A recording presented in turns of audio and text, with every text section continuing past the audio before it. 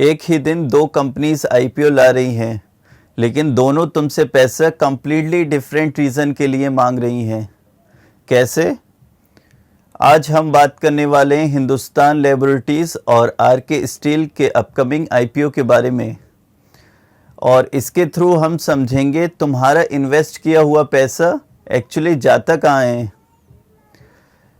चलिए फाइलिंग्स देखते हैं। सबसे पहले दोनों कंपनीज को securities and exchange board of India SEBI से अप्रूवल मिल गया है, लेकिन जब हम डिटेल्स में देखते हैं तो स्ट्रक्चर कम्प्लीटली डिफरेंट है। Hindustan laboratories 50 lakh new shares issue कर रही है और साथ ही 91 लाख शेयर्स प्रमोटर्स बेच रहे हैं, जिसे कहते हैं ऑफ़र फॉर सेल या OFC। दूसरी तरफ आरके स्टील 2 करोड़ शेयर्स इशू कर रही है, लेकिन एक भी OFC नहीं है। अब यहीं पर रियल डिफरेंस आता है। जब कंपनी फ्रेश इशू करती है जैसे आरके स्टील, तो वो पैसा सीधा कंपनी के पास जाता है। वो पैसा यूज़ होता है डेट रीपेमेंट के लिए, वर्किंग कैपिटल के लिए और बैलेंस शीट को स्ट्रॉन्ग करने के लिए। मतलब डायरेक्टली बिजनेस को बेनिफिट मिलता है। लेकिन OFS में पिक्चर कम्प्लीटली अलग है। जब तुम OFS शेयर्स खरीदते हो तो वो पैसा कंपनी के पास नहीं जाता, वो सीधा जाता है उन लोगों के पास जो अपना स्टेक बेच रहे हैं, जैसे प्रमोटर्स या अर्ली इन्वेस्टर्स।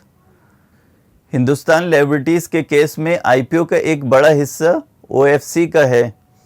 मतलब कंपनी पैसा रेस कर रही है, लेकिन साथ ही इनसाइडर्स भी अपना कुछ हिस्सा एग्जिट कर रहे हैं। यहाँ से एक चीज़ क्लियर होती है, आईपीओ सिर्फ फंड रेजिंग इवेंट नहीं है, ये एक लिक्विडिटी इवेंट भी है, जहाँ फ्रेश इशू कंपनी के लिए पैसा है और OFC एग्जिस्टिंग इन्वेस्टर्स के लिए एग्जिट। दोनों गलत नहीं है, लेकिन इनका मिक्स तुम्हें इंटेंट बताता है। अगर फ्रेश इशू ज़्यादा है मतलब कंपनी ग्रोथ या इंस्टेबिलिटी के लिए पैसा रेस कर रही है, लेकिन अगर OFC का पोर्शन बड़ा है तो तुम्हें ये देखना चाहिए कि इनसाइडर्स अपना कितना स्टेक होल्ड कर रहे हैं लिस्टिंग के बाद। क्योंकि यहाँ रियल गेम ये है कि जब तुम आईपीओ में इन्वेस्ट करते हो तो तुम सिर्फ कंपनी का फ्यूचर फंड नहीं कर रहे, तुम किसी और के लिए एग्जिट भी बना रहे हो। अगर इस न्यूज़ आर्टिकल को आपको डिटेल में पढ़ना है तो इसका लिंक आपको डिस्क्रिप्शन में मिल जाएगा, और इन प्रेजेंटेशन स्लाइड्स की PDF का लिंक भी डिस्क्रिप्शन में है। मिलते हैं अगली वीडियो में एक और नए फाइनेंशियल कॉन्सेप्ट के एनालिसिस के साथ। Thanks and have a great day.